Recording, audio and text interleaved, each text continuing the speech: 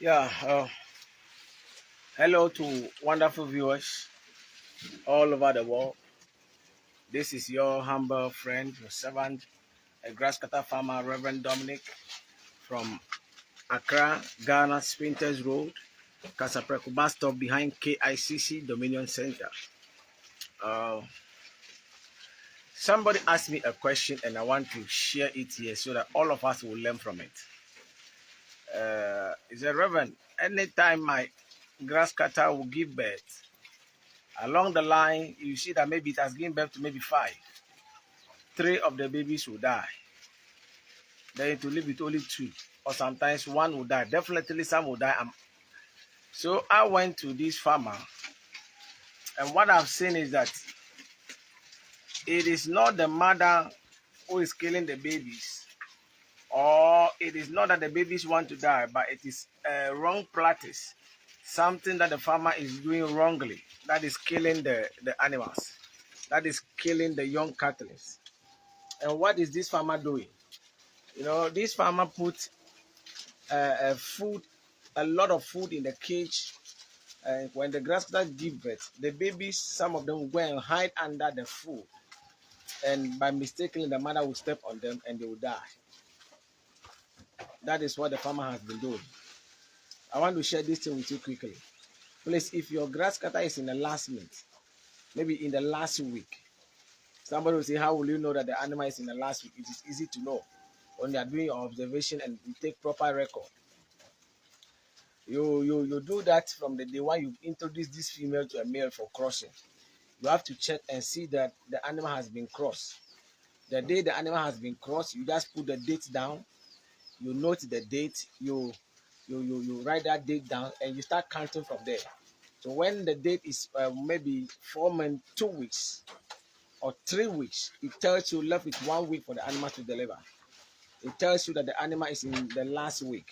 So at that time, you don't feed the cages, you don't load the cages too much, especially with heavy foods. Maybe those that have been using the corn stick or elephant grass, you don't put enough stick of the maize into the cage. You put it letter by letter so that in case the animal has given birth, the babies will not go and hide under the stick and then they will die. I remember Professor Tuntu has made a video concerning this thing before, why he shows something the same way that one of his animal has related to 7, and then along the line, one die and he find the dead one under the waist. When the waist is too much, the babies can hide under the waist, and then the animal will step on it. The mother will step on it, or the mother will sleep on the waist, thinking and not knowing that the cattle is hidden under it. So if your animal is in the last week, you need to clear waste. You don't have to leave much waste in the cage. You need to always make sure the cage is clean so that when the animal gives birth, the babies will not go and hide under it. Assuming this animal is in his last month, animals that are in their last month, we don't put too many food in their cage like this. No, you give them food letter by letter so that in case, even if you are not there and the animal has given birth, the babies will not hide under the food, or these things will not be on the animal, the young ones, and they cannot move, and then they will die. Yeah, when they give birth to them fresh like that, the mother have to take care of them. The mother have to use the tongue to link them, to remove those plastic things, those things that look like rubber on the baby. Especially sometimes it covers their nose. So if the mother didn't remove it quick and the baby is not having access to breathing, the baby can die. So when your animal is in last month, you don't put much food. You don't put much food in the cage like that. No, you put food inside letter by letter, letter by letter. Like how this mother, because we know this mother is going to later, we didn't put enough. There was no waste inside the cage during before. Wow, okay. It has given birth to another one again. So now we have two albino and then 2 normal colors. Yeah, 2 albino and 2 half caste. This normal colors, they are half caste. They also have white gene in their system. So after this once has been crossed by another ash male, definitely also give birth to ash. So you see, and when the animal has given birth to, you don't load immediately, don't put enough food inside. You put the food letter by letter until you have realized that, okay, the mother has finished taking care of or cleaning all the animals and they are all active. before you put in a little enough. But that one, it shouldn't be too much. You put some food inside. After some hours, you come back, then you give the mother another food again. So this is the first thing that I want to share with you quickly this morning, how to take care of a mother which is in the last week, and then when the mother has lated, what to do immediately. Yeah. So the other thing I also want to share now is mortality. Mortality. I want to talk about some of the things that, some of the farm practices, some of the things that we do as farmers that bring mortality into our farm. I want to talk about this one quickly. Change of place where you have been harvesting your food. Anytime you change a place where you have been harvesting your food, you are likely to have mortality in your farm. You are likely to have mortality in your farm. Anytime you change where you have been harvesting your food, where you have been cutting your grass for the animals, especially when it is constant, especially when it is something that has been planted, watered, and given fertilizer. You know, every farm has its own practice. Every farmer has its own practice. So for us, those that have been harvesting corn maize, for us, those who have been cutting corn maize for our animals, we have to take note of this. This is what happened. I think last week we had something like that. And this week too, even me myself, I've experienced it. We have been cutting food in a farm that is very close to my farm here. And then along the line, that place got finished. And 3 days today, we got to another farm, another area that their farm practice is also quite different from where we have been cutting our first food. For about 3 months, we have never been getting food from that side. And let me put it like this, farm A and farm B. So for about 3 months, we have been cutting food from farm A for about 3 months continuously, and we feed our animals with it. And then along the line, farm A, their food got finished, the maize got finished, and we traveled to farm B to cut food from them. And when we brought it and we feed the animals, the following day, everything was okay. The third day, we have some casualties. In the morning, we lose 2 cattlings. In the evening, we lose another 4. So total that day, we lose 6 cattlings of grass cutters. And because there is nothing to do, we keep cutting from there, and then we keep losing the animals. We keep losing them, and even today, I can tell you, we lose three cattlings that I want to show to you quickly. Yeah, you see, we lost 3 cattlings. They are looking nice. Nothing is wrong with them. Yeah, nothing is wrong with them. You can see this one. This one is also weak. It's finding it difficult to even breathe. And then I realized that it is the change of where we are cutting our grass. Anytime you change, especially when the farm practice is different, I'm sharing this thing with you quickly so that what happened to me will not happen to you. You see, there are some of us that we put ourselves down to always take risk, and after we take the risk, if it is good, we tell you. If it is not good, we also tell you, so that you also advise yourself, and then you don't repeat the mistake we have done. Yeah, so some of us, we are like sacrificial lambs. We are ready to go extra miles, ready to do anything, and when it is good, we share it with you free of charge. Then you practice it. When it is also not good, we advise you not to do it. So the farm practice in the farm B is different from the farm practice in farm A. The farm A, they don't use much fertilizer. Farm A, they collect our waste, the grass cutter waste, the waste, as you can see. This waste that we have packed in these sacks, you see, we pack waste in the sack. There are a lot of them here. We pack them in this sack, and then we send to them, and they use it as manure. They use it as a manure for their farm. They use it for the manure in farm A. But in farm B, where we started cutting grass recently, they are using fertilizer. And because that place is agric land, always they are planting. They don't allow the farm to rest. They don't allow the land to rest. So they keep on adding more fertilizer to it to get their maize. Well, so if you go there, you see that the maize stick is very nice and it's very greenish, but it's full of chemicals. It's full of chemicals. So the moment you bring it to your farm directly and start feeding your animals with, definitely you will lose some of them. You're not going to lose all, but you lose some of them. For the first week, you lose some of them, but along the line, everything become okay. They'll be used to that one also. They'll be used to that one also. So those are some of the things, and then we have to take note of it. We have to take note of it. We have to take note of it. And then the other thing is, those of you who pack your food down, people will go to the bush and then they will go and cut enough food and they will keep it for maybe 1 week. Please, the way you store your food is very important.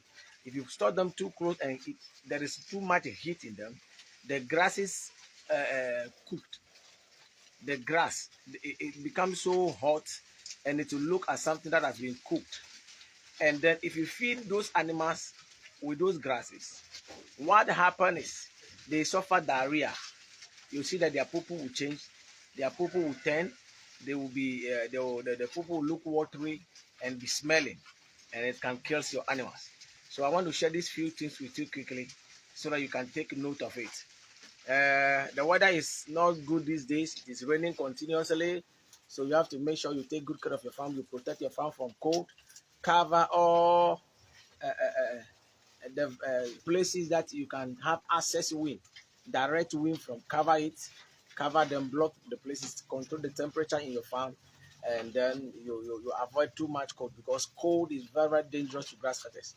Cold can kill your animals. Yeah, thank you so much. This is Reverend Dominic. We are located in Ghana, Spinters Road, Accra. You can reach us on 0242 130317. 0242 130317. Those who are outside Ghana, remember the code is +233. +233. Then you add a number. So it will be +233 242 130317.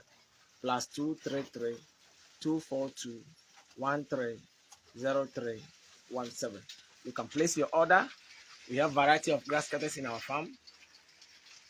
We have the normal color. We have the half cast. They are normal color, but they are half cast. They produce white and they produce ash. We have the ash color. We have the albino, the pure white. We have varieties of grass cutters. You can place your order. You can call us. We can deliver it to you wherever you are. We can send it to you wherever you are. Call us, book your order, place your orders, and your animals will come to you. If there's something bothering you that you want us to share, together with both. I like sharing. I like calling the people I used to call. The people I used to call. I call people around Ghana. Sometimes I will call Ni Ablekuma, Mustafa Ni Ablekuma. Oh no, the Grasscutter wizard. I used to call him. Sometimes when certain things are bothering me, I used to call Ni Ablekuma. The people I called Tuntum Grasscutter Farm, the professor. Even yesterday I called him. There are some people I call. Even in Nigeria, I call some people. People like Mr. Organic. People like Bushmeat Farm. I call a lot of people. Because together we build. Together we build. There's something I love about drivers. When a driver is on the way going, when he met a police officer on the way, the moment he's going, he gives light, he gives sign to other passengers, other drivers coming to tell them the road is not good. Together we build. Grasscutter farmers, if you can also be like that, if you can keep coming together, sharing ideas together, we can get there. That is why it is good that all of us, if you join the association, especially those who are in Ghana, we have GraphFac. We have GraphFac, a registered platform that if you want to join, you can also contact me. I will show you how to join. It is a registered group association that we are bringing all grasscutter farmers, especially those who are in Ghana, together. And after that, we are looking for means and ways to bring all grasscutter farmers in Africa together under one umbrella. And then I think it will help us. Together we build. Together we build. Together we build. One person cannot do it. You alone, you cannot do it in that your ghetto over there. You alone, you cannot do it. How many animals do you have? How many animals do you have? We can do it together. Listen, the last time that ShopRite needs some grass cutters. They need some grass. They contact us, and we have to produce 50 grass cutters, 50 males, mature males, to them per week, every week, 50 grass cutters. We cannot do it. We can't. 1 month we have to produce 200 mature grass cutters to them, and we find it difficult. But if we are together, if all of us we are together, and then we are united and we are producing, ladies and gentlemen, There are people over there who can look at us. Together we go. Let's come together under one umbrella. You can reach me when you want to join this group. You can reach me when you want to join this platform. Those who are in Ghana especially, all over, any part of Ghana in which you are, distance is not a barrier. You can join us and we'll move together. I love you. This is Yahweh Farm. This is Yahweh Animal Kingdom, where grass cutters are being built. Every day, there is a multiplication. Every day, God is multiplying this farm. Thank you so much. We appreciate you. You can also do it. Ladies and gentlemen, every day, there's something they used to say. They say every long distance or something starts from a one step or something. No matter how far the journey is, if you start, you'll get there. We started small. I started with 3 grass cutters, 2 female and 1 male. I bought it from Mr. Sadiq, my boss. This man, I cannot go anywhere without mentioning his name. Mr. Sadiq. A lot of people call him Baby. He's at Ashama, very close to that Greek. Mr. Sadiq, I appreciate you. I honor you. He's the man who encouraged me. When all the other farmers were telling me, Reverend, this work is hard, you cannot do it. I went to this man, he said, Reverend, you can do it. I love that spirit. And he pushed me inside. He gave me 2 female and 1 male. That was a colony by then. Gave me that, and I started gradually, and I keep on buying small. And now God has taken me to where I am today. You can also start. I love you. I appreciate you. Start it at that corner. You don't need a big space to do grass cutter farming. Every small place can contain grass cutter. Every small place can contain grass cutter. I appreciate you. I encourage you. Let's do it. Let's come together.